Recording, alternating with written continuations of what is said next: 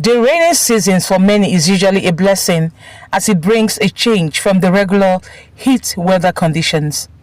For some persons living in Nasarawa State, rains with windstorms destroyed their houses and other valuables, leaving them in despair.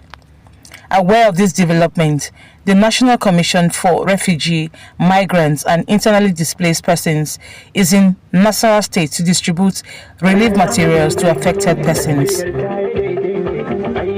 The state governor is particularly appreciative of the federal commissioner of the commission for the move and his decision to construct skills acquisition centers across the 6 geopolitical zones of the country to provide IDPs with skills for self-reliance. We do not want to interrupt our skill acquisition programs as a result of the rent.